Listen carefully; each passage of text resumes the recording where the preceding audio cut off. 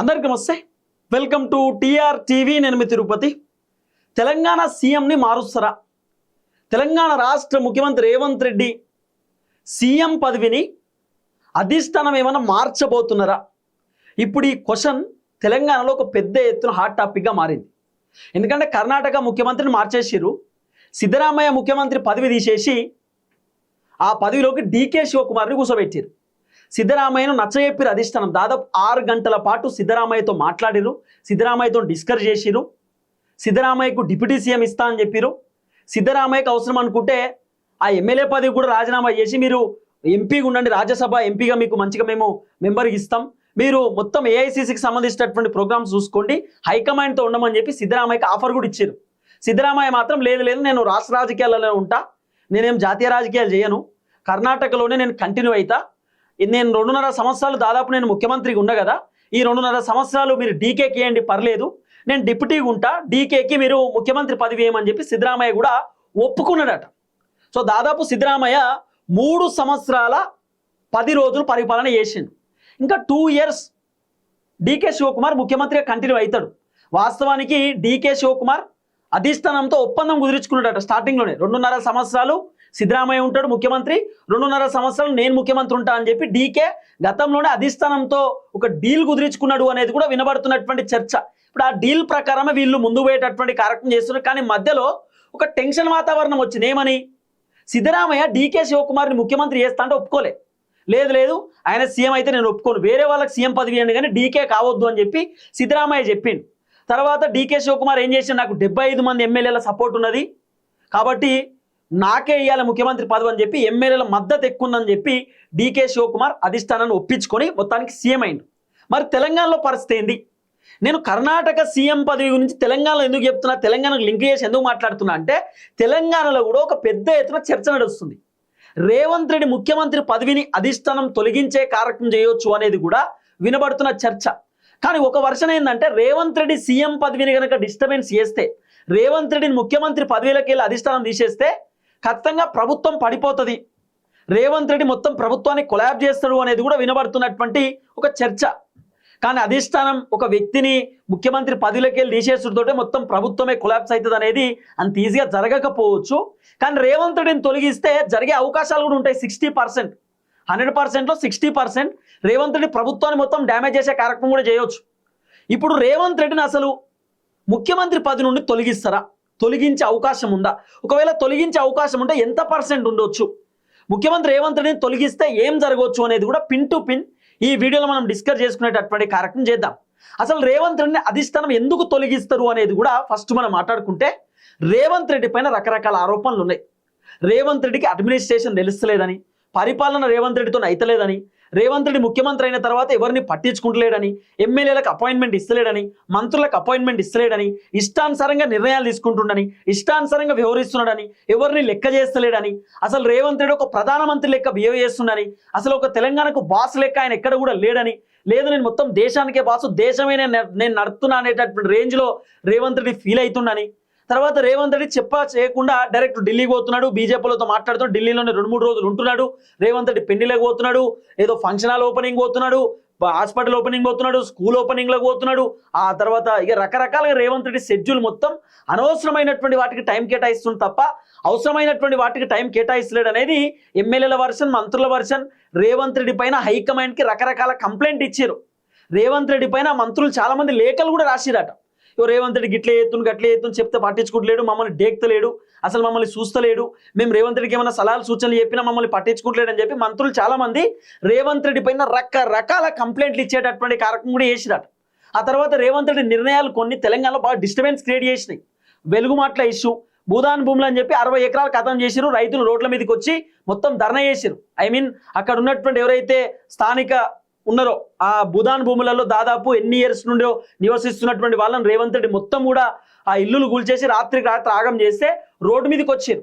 లగిచెర్లకు సంబంధించినటువంటి రైతుల భూములు గుంజుకోవడానికి రేవంత్ రెడ్డి రెడీగా ఉంటే లగిచెర్లలో ఒక పెద్ద ఫైట్, ఒక పెద్ద చర్చ, ఒక పెద్ద ఘటన, పోలీసులు ఆయనతో వాళ్ళని అరెస్ట్ చేసిరు, ఆఖరికి వాళ్ళు రాళ్ళు దాడులు చేసినటువంటి అంశం కూడా మనం చూసినాం. కాబట్టి రేవంత్ రెడ్డి నిర్ణయాలు తెలంగాణలో బాగా డిస్టర్బెన్స్ క్రియేట్ చేసినాయి. రేవంత్ రెడ్డి భూదాన్ భూములకు సంబంధించిన ఇష్యూ ఒకటి, లగిచెర్లకు సంబంధించినటువంటి ఇష్యూ ఒకటి, తర్వాత రేవంత్ రెడ్డి ఏదో బెటాలియన్ కానిస్టేబుల్కి సంబంధించినటువంటి ఒక ఇష్యూ వచ్చింది. తర్వాత ఆర్టీసీకి సంబంధించినటువంటి కార్మికులకు సంబంధించిన రీసెంట్ ఇష్యూ ఒకటి చూసినాం. నిరుద్యోగులకు సంబంధించినటువంటి ఇష్యూ ఇప్పుడు తెరపైకి వస్తుంది. ఉస్మానియా యూనివర్సిటీకి 1000 కోట్ల రూపాయలు రేవంత్ రెడ్డి అనౌన్స్ చేసి ఇప్పటిదాకా ఇవ్వలేదనేటటువంటి ఒక ఇష్యూ నడుస్తున్నది. తర్వాత ఉద్యోగులకు రావాల్సినటువంటి బెనిఫిట్స్ ఇప్పటిదాకా రాలేదని, తర్వాత రిటైర్డ్ ఎంప్లాయీస్ కూడా బెనిఫిట్స్ రాలేదని, తర్వాత ఫీజు రియంబర్స్మెంట్ కూడా ఇప్పటిదాకా జరగలేదని, తర్వాత అయితే ఆరోగ్యశ్రీకి సంబంధించినటువంటి బకాయిలు కూడా ఇప్పటిదాకా పెండింగ్లో ఉన్నాయని, ఇట్లా మాట్లాడకుండా పోతే రేవంత్ రెడ్డి పైన రకరకాల ఆరోపణలు, రేవంత్ రెడ్డి ఫెయిల్యూర్స్ అన్ని కూడా మొత్తం తేటతెల్లమైనాయి.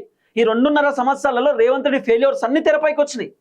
తర్వాత రైతు బంధు ఇస్తలేడని, రైతుల విషయంలో రేవంత్ రెడ్డి ఫెయిల్ అయిందని, యూరియా బత్తాల విషయంలో పెద్ద లొల్లి పంచాయతీ, రైతులు బయటకు వచ్చి చెప్పులు మొత్తం ఇట్లా లైన్లో పెట్టుడు, తర్వాత రైతులు ఇప్పుడు వడ్లు కొంటలేరు అనేటటువంటి ఒక పెద్ద పంచాయతీ, మొత్తం ఎక్కడికక్కడ వడ్లు మొత్తం తడిచిపోతున్నాయి. ఆ తర్వాత చాలా ఇష్యూస్ ఒకటి రెండా మస్తుగా వచ్చినాయి కదా. పేపర్లు లీక్ అయినాయి అని చెప్పి, ఉద్యోగాలు అమ్ముకుంటున్నారని చెప్పి, రేవంత్ రెడ్డి వెనకాల ఉండేటటువంటి వ్యక్తులు, రేవంత్ రెడ్డి క్లోజ్ ఉండేటటువంటి వ్యక్తులు 1000 కోట్ల రూపాయలు విలువ చేసేటటువంటి ప్రభుత్వ భూములను ఖతం చేస్తున్నారని చెప్పి, రేవంత్ రెడ్డి పేరు చెప్పుకొని దందాలు చేస్తున్నారని చెప్పి, రేవంత్ రెడ్డి పేరు చెప్పి వసూలు చేస్తున్నారని చెప్పి, ఒకటి రెండా 100 ఆరోపణలు ఉన్నాయి రేవంత్ రెడ్డి పైన.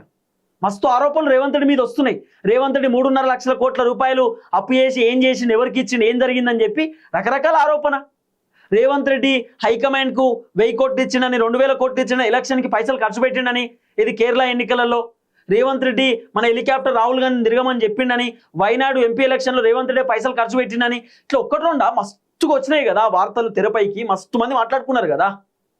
రేవంత్ రెడ్డి చంద్రబాబుకు మొత్తం క్లోజ్ అని, తెలంగాణలో మొత్తం ఆంధ్ర కాంట్రాక్టర్లే పెత్తనం చేస్తున్నానని, రేవంత్ రెడ్డి తనకి ఇష్టం ఉన్నటువంటి వాళ్ళకే పదవులు ఇచ్చుకుంటున్నాడని, ఇట్లా రకరకాల వినబడినటువంటి వార్త. కాబట్టి రేవంత్ రెడ్డి పైన చాలా ఆరోపణలు ఉన్నాయి, చాలా నెగిటివ్ ఉన్నది తెలంగాణలో. మనం ఏదో అనుకుంటున్నాం, ఓన్లీ కాంగ్రెస్ పార్టీ లీడర్లు మాత్రమే నెగిటివ్ కాదు, జనాలు కూడా నెగిటివ్ ఉన్నారు. Revanth Reddy HCU Hyderabad central university 400 ఎకరాలు ఖతం చేయడానికి JCBలను పెట్టి చెట్లు మొత్తం ఖతం చేస్తుంటే, పర్యావరణాన్ని కాపాడుకోవాలి, ఎన్విరాన్మెంట్ కాపాడుకోవాలనే ఆలోచనతోటి, గాలి ఉండదు, నీరు ఉండదు, జంతువులు ఇబ్బంది పడితే మనకు రావాల్సిన ఆక్సిజన్ పోతుందనే ఆలోచనతోటి చాలా మంది ప్రకృతిని ప్రేమించేటటువంటి వాళ్ళు బయటకు వచ్చి ధర్నాలు చేసిరు, రాస్తారోకోలు చేసిరు, సోషల్ మీడియాలో వీడియోలు పెడితే అప్పుడు రేవంత్ రెడ్డి తగ్గిండు. రేవంత్ రెడ్డి పెద్ద లొల్లి పెట్టిండు కదా. రేవంత్ రెడ్డి సొంత నిర్ణయాలు ఇవన్నీ. నిరుద్యోగులకు 2 లక్షల ఉద్యోగాలు ఇస్తామనేది రేవంత్ రెడ్డి సొంత నిర్ణయం. ఏదో ప్రోగ్రాం పెట్టిండు, ఏదో ప్రోగ్రామ్ ఏదో పెట్టిండు, దాదాపు 100 కోట్ల రూపాయలు ఖర్చు పెట్టిండు ఆ ప్రోగ్రామ్కి. పెద్ద పెద్ద విదేశీ కంపెనీలు వచ్చి తెలంగాణలో పెట్టుబడులు పెడతారు, పెద్ద పెద్ద కంపెనీలు, మొత్తం లక్షల మందికి, కోట్ల మందికి ఉద్యోగాలు రాబోతున్నాయని చెప్పి రేవంత్ రెడ్డి ఏదో మీటింగ్ పెట్టిండు, ప్రోగ్రామ్ పెట్టిండు, దాదాపు 100 కోట్లు మొత్తం గుడారాలతో కట్టిండు. మెగా పెట్టిండు, ఏమో పెట్టినా నేను మర్చిపోయినా కానీ నాకు చాలా రోజులు గుర్తుండే. అది పెడితే ఆ ప్రోగ్రామ్కి ఎవరు రాలే. ట్రంప్ వస్తారు అన్నాడు, లేకపోతే పెద్ద పెద్ద వాళ్ళు వస్తారు అన్నారు, ఎవ్వరు రాలే. ఓ 10-15 కంపెనీలతో కాంట్రాక్ట్ కుదుర్చుకున్నాడు, ఒప్పందం కుదుర్చుకున్నాడు, MOUలు రాపించుకున్నాడు. ఆ కంపెనీలు ఇప్పటిదాకా హైదరాబాద్లో పెట్టుబడులు పెట్టడానికి వచ్చినాయో రాలేదో కూడా తెలియదు. తర్వాత రేవంత్ రెడ్డి మొత్తం నిర్ణయాల వల్ల, ఓన్ డిసిషన్స్ వల్ల ఆగమైపోయింది వ్యవస్థ. అంత కథ అయిపోయింది కథ. మొత్తం హైడ్రా తీసుకొచ్చి రేవంత్ రెడ్డి ఆగం చేసి పడేసిండు. ఆదివారం రోజు ఎక్కడ పడితే అక్కడ కూల్చేసుడు. రేవంత్ రెడ్డి పైన భయంకరమైన నెగిటివ్ ఉన్నది కదా. రేవంత్ రెడ్డి పేదవాళ్ళు ఇల్లు కూల్చేస్తున్నారు కానీ సొంత అన్న ఇల్లు కూల్చేయలేదని, కాంగ్రెస్ పార్టీ ఎమ్మెల్యేలు, ఎంపీలు, మంత్రులు, ఎమ్మెల్సీల ఫామ్ హౌస్లు హిమాయత్ సాగర్లో ఉన్నాయి, కొండపోచమ్మ రిజర్వేర్ కాడ ఏదో పక్కనే ఏదో కడుతుర్రని, ఇట్లా రకరకాలుగా ఉన్నటువంటి చర్చ కదా. మాట్లాడకుండా పోతే మస్తుగా ఉన్నాయి. కాబట్టి రేవంత్ రెడ్డి పైన ఫుల్ నెగిటివ్ ఉన్నది. రేవంత్ రెడ్డి పైన జనాలు కోప్పడుతున్నారు, లీడర్లు కూడా కోప్పడుతున్నారు. రేవంత్ రెడ్డి పైన నెగిటివ్ ఉన్న మాట వాస్తవం. ఈ నెగిటివ్ని బేస్ చేసుకొని మళ్ళీ రీసెంట్గా రేవంత్ రెడ్డిని ప్రధానమంత్రి నాతో కలిసి పనిచేయమని చెప్పడం, రేవంత్ రెడ్డి నేను జాతీయ రాజకీయాలు చేస్తా, దేశ రాజకీయాలు చేస్తా అని చెప్పి మాట్లాడడం, ఇదంతా అధిష్టానానికి ఏదో తేడా కొడుతుంది. ఫస్ట్ రేవంత్ రెడ్డి పర్ఫార్మెన్స్ బాగాలేదనేటటువంటి వ్యవహారం ఒకటి, ఇంకోటి రేవంత్ రెడ్డి చెప్పినట్టు వింటలేడు, ఇష్టానుసారంగా వ్యవహరిస్తున్నాడు, రేవంత్ రెడ్డి అసలు ప్రభుత్వాన్ని నడపడంలో ఫెయిల్ అయిపోయింది అనేటటువంటి విషయం ఒకటి. ఈ 2-3 అంశాలపైన రేవంత్ రెడ్డిని మ్యాక్సిమం ముఖ్యమంత్రి పదవిలోకి వెళ్ళి అధిష్టానం తొలగించే అవకాశాలు కూడా ఉండొచ్చు. 50-50 ఛాన్స్. రేవంత్ రెడ్డి ఏం పర్మనెంట్ పార్టీ లీడర్ ఏం కాదు ఆయన. మొత్తం రేవంత్ రెడ్డి కాంగ్రెస్లోనే మొత్తం చివరి దాకా కాంగ్రెస్లో ఉంటాడు, కాంగ్రెస్లోనే ఇక మొత్తం కీలకమైన పాత్ర పోషించడానికి కాదు కదా. ఇప్పుడు ఏ లీడర్ ఏ పార్టీలో ఉంటాడో అర్థం కాదు. ఇవాళ ఒక లీడరు ఒక పార్టీలో ఉంటాడు, రేపు పొద్దుగానే ఇంకొక కండవ కప్పుకొని తిరుగుతాడు. పార్టీలు మారడం సర్వసాధారణం అయిపోయింది. పార్టీలు మారడం, జంపు కొట్టడం వెరీ సింపుల్ అయిపోయింది ఈ సమాజంలో. రేవంత్ రెడ్డి కూడా రేపు మాపు బీజేపీ పోయినా కూడా ఆశ్చర్యపోవాల్సిన అవసరం లేదు. కాబట్టి అధిష్టానం కూడా రేవంత్ రెడ్డిని కంట్రోల్ చేయడానికి, రేవంత్ రెడ్డి పర్ఫార్మెన్స్ తగ్గించడానికి హైకమాండ్ రేవంత్ రెడ్డి ముఖ్యమంత్రి పదవిని మార్చే అవకాశం ఉండొచ్చు అనేది వినబడుతున్న చర్చ. ఇక ఫస్ట్ రేవంత్ రెడ్డిని మార్చడానికి కొన్ని కారణాలు ఇవన్నీ నేను చెప్పిన మీకు. హైడ్రా బాధితులు అని చెప్పి అదొకటి ఇదొకటి మీకు చెప్పిన. రేవంత్ రెడ్డి వల్ల కాంగ్రెస్ గ్రాఫ్ తగ్గింది. మొన్న సర్పంచ్ ఎన్నికలలో కూడా కాంగ్రెస్ గ్రాఫ్ తగ్గింది. మున్సిపల్ కార్పొరేషన్ ఎన్నికలలో కాంగ్రెస్ గ్రాఫ్ తగ్గింది. తర్వాత సర్వేలు వస్తుంటే సర్వేలలో కూడా కాంగ్రెస్ గ్రాఫ్ మొత్తం తగ్గుతూ వస్తున్నది. తర్వాత జనాలు పొలిపోలు తిడుతురు, రైతులు తిడుతురు, మహిళలు తిడుతురు, వృద్ధులు తిడుతురు, నిరుద్యోగులు తిడుతున్నారు కాంగ్రెస్ ప్రభుత్వాన్ని. అసలు ప్రభుత్వాన్ని తిట్టినటువంటి వ్యక్తులు ఎవరు లేరు, అందరూ తిడుతురు. ప్రభుత్వ ఉద్యోగులు కూడా తిడుతురు. కారణం ఏంది? రేవంత్ రెడ్డి ఏం చేస్తలేడు, ఏమి ఇస్తలేడు, అంత ఆగమాగం పరుస్తున్నది. ఏమనంటే అప్పుల పాలు అయిపోయింది, తెలంగాణ దివాలా తీసిన ఆగమైపోయిందని రేవంత్ రెడ్డి మాట్లాడడం, ఇవన్నీ జనాలకు కోపం వచ్చే మాటలు, జనాలకు ఇష్టం లేనటువంటి మాటలు. ఇవన్నీ సరే జనాలు విన్నరు, చూసిరు, నశించిపోయారు. ఇక రేవంత్ రెడ్డిని గద్దెదించినా కూడా జనాలు బయటకు వచ్చి మా రేవంత్ రెడ్డిని ఎట్లా తీసేస్తారు, అన్నే కావాలని పోరాటం చేసేటటువంటి రోజులు ఏం కావు ఇప్పుడు. ఆ రోజులు పోయినాయి. రేవంత్ రెడ్డిని తీసేసినా ఉంచినా జనాలు ఏదో వెయిట్ చేస్తారు, మళ్ళీ ఎన్నికలు రాకపోతాయా, రేవంత్ రెడ్డిని దించకపోతామా, 2028లో ఖచ్చితంగా రేవంత్ రెడ్డి బుద్ధి చెప్తామనే ఆలోచనతో జనాలు కూడా ఉన్నారు. సో రేవంత్ రెడ్డి తీసేయడానికి ఇవన్నీ, రేవంత్ రెడ్డిని తీసేస్తే పరిస్థితి ఏందనేది కూడా చెప్తే. ఇప్పుడు రేవంత్ రెడ్డిని తీసేసే అవకాశాలు ఎట్లున్నాయి అనేది ఇప్పటిదాకా చెప్పినా, తీసేస్తే ఏందనేది చెప్తా. ఇప్పుడు రేవంత్ రెడ్డికి మొత్తం 66 మంది ఎమ్మెల్యేలలో గట్టిగా సపోర్ట్ చేసినటువంటి ఎమ్మెల్యేలు ఎంతమంది ఉన్నారు మీకు తెలిసి? మ్యాక్సిమం ఒక 30 నుండి 35 మంది ఎమ్మెల్యేలు ఉండొచ్చు. దాదాపు 66 మంది ఎమ్మెల్యేలు, దాంట్లో రేవంత్ రెడ్డికి 30 నుండి 35 మంది ఎమ్మెల్యేలు ఉండొచ్చు. ఈ 30 నుండి 35 మంది ఎమ్మెల్యేలు ఉంటే రేవంత్ రెడ్డి సీఎం పదవిలో కూర్చోవడం అంత ఈజీ ఏం కాదు. రేవంత్ రెడ్డికి ఎక్కువ ఎమ్మెల్యేల మద్దతు కావాలి. ఇప్పుడు డీకే శివకుమార్ ఏమో కర్ణాటకలో తను నిరూపించుకున్నాడు, అందరు ఎమ్మెల్యేల సపోర్ట్ నాకే ఉన్నది, సిద్ధరామయ్య కంటే ఎక్కువ సపోర్ట్ నాకే ఉందని చెప్పి డీకే చెప్పి అధిష్టానాన్ని ఒప్పించి ముఖ్యమంత్రి అయింది. ఇప్పుడు రేవంత్ రెడ్డిని కనుక ఒకవేళ సీఎం పదవిలోకి వెళ్ళి తొలగిస్తే రేవంత్ రెడ్డి ఫస్ట్ ఎమ్మెల్యేలతో రాజీనామా చేపించడము, ఎమ్మెల్యేలను డిస్టర్బెన్స్ చేయడం, ప్రభుత్వాన్ని డిస్టర్బెన్స్ చేయడం, లేకపోతే రేవంత్ రెడ్డి ఎమ్మెల్యేలతో ప్రెస్ మీట్లు పెట్టియడం, మంత్రులతో ప్రెస్ మీట్లు పెట్టియడం, లేకపోతే రేవంత్ రెడ్డి కార్యకర్తలను ఉసిగొల్పి ఆగమాగం చేయడం, లేకపోతే మొత్తం ప్రభుత్వం పడిపోతుంది అనేటటువంటి అంశాన్ని తెరపైకి తీసుకురావడం. రేవంత్ రెడ్డి లేకపోతే అసలు ప్రభుత్వమే లేదు, రేవంత్ రెడ్డి లేకపోతే మేము మాకు కుదరదు, నడవదు, రేవంత్ రెడ్డి ఉండాలని చెప్పి ఒక తెలంగాణ అంతా ఆగమాగం క్రియేట్ చేసేటటువంటి కార్యక్రమం కూడా చేయొచ్చు. ఎందుకంటే ఆయన ఇన్ని సంవత్సరాలు ముఖ్యమంత్రి ఉన్నాడు, రేవంత్ రెడ్డికి ఇప్పుడు ఏం చేయాలి ఏం కథ అని తెలుసు కదా. అందుకే రేవంత్ రెడ్డి నేను జాతీయ రాజకీయాలు చేస్తా, దేశ రాజకీయాలు చెప్తా అని చేస్తున్నాడు. కాబట్టి రేవంత్ రెడ్డిని ఒకవేళ ముఖ్యమంత్రి పదవి తీసేసినా కూడా ఆగమాగం పరుస్తుంటుంది. కానీ అధిష్టానానికి ముఖ్యమంత్రి పదవి తీసేయడం కొత్తేం కాదు, అధిష్టానానికి పెద్ద కొత్తేం కాదు. ముఖ్యమంత్రులను మార్చడం, పదవులు తీసేయడం అధిష్టానానికి స్టార్టింగ్ నుండే ఉన్నటువంటి కథ. ఎందుకంటే ఢిల్లీ పార్టీ క్రమశిక్షణ వెరీ ఇంపార్టెంట్. ఇష్టానుసారంగా చేస్తా అంటే రాహుల్ గాంధీ, సోనియా గాంధీ ఏం చూసుకుంటుండరు. వాళ్ళు స్టార్టింగ్ నుండి పార్టీ నడిపించుకుంటూ వస్తున్నారు. ఒక వ్యక్తి వల్ల పార్టీకి డ్యామేజ్ అవుతుంది, ఒక వ్యక్తి వల్ల మళ్ళీ ప్రభుత్వం ఇబ్బంది అవుతుంది, మళ్ళీ అధికారంలోకి వచ్చే అవకాశం లేదని అధిష్టానాన్ని అనిపిస్తే ఖచ్చితంగా అధిష్టానం తొలగిస్తారు. మరి రేవంత్ రెడ్డిని కూడా ఇట్లా మార్చే అవకాశం ఉందా అనేది ఒక పెద్ద క్వశ్చన్ మార్క్. ఇప్పుడు రేవంత్ రెడ్డి లిటరల్గా టెన్షన్ పడుతున్నాడు, పర్సన్ అవుతున్నాడు. మరి నా పైన హైకమాండ్ ఏమైనా కోపంతో ఉన్నారా? హైకమాండ్ నన్ను మార్చే కార్యక్రమం ఏమైనా చేస్తురా? మరి ఆల్రెడీ కర్ణాటకలో మార్చారు, మరి తెలంగాణలో ఏమైనా మార్పు జరుగుతుందా? మరి రేవంత్ రెడ్డి ముఖ్యమంత్రి పదవి తీసేసి ఎవరికి ఇస్తారు? రేవంత్ రెడ్డికి ఇంకో పెద్ద టెన్షన్ అయింది చెప్పనా? దాదాపు 66 మంది ఎమ్మెల్యేలు, వీళ్ళు గెలిచిందేమో 64 మంది ఎమ్మెల్యేలతోటి, 2 ఎమ్మెల్యే పదవులేమో ఒకటి సికింద్రాబాద్ కంటోన్మెంటు ఉప ఎన్నిక, జూబ్లీహిల్స్ ఉప ఎన్నిక, 66 మంది.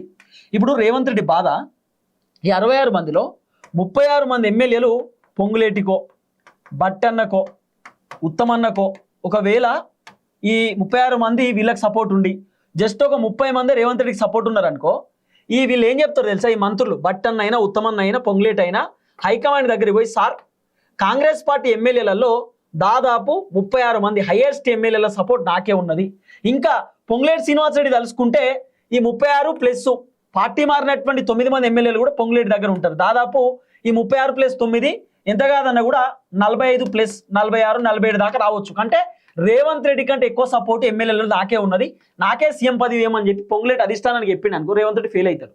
ఈ విషయంలో రేవంత్ రెడ్డి జాగ్రత్త పడుతున్నాడు, ఎమ్మెల్యేలతో మాట్లాడుతున్నట్టు ఈ మధ్యకాలం డిస్కస్ చేస్తున్నాడు, ఎమ్మెల్యేలకు రేవంత్ రెడ్డి ఫోన్లు చేస్తున్నట. ఇదంతా ఏంటంటే కాపాడుకోవడానికి, పదవి కాపాడుకోవడానికి రేవంత్ రెడ్డి రకరకాల ప్రయత్నాలు చేస్తున్నాడు. సింపుల్ ఒకటే, ఎమ్మెల్యేల మద్దతు ఎవరికైతే ఎక్కువ ఉంటుందో వాళ్ళే సీఎం. మీరు లీడర్ సినిమా చూస్తారు కదా, లీడర్ సినిమాలో మీకు తెలుస్తుంది కథ. లీడర్ సినిమా ఒకటే కాదు, భరత్ అనే నేను సినిమా చూసినా మీకు తెలుస్తుంది. ఎమ్మెల్యేల మద్దతు ఎవరికైతే ఎక్కువ ఉంటుందో వాళ్ళే సీఎం.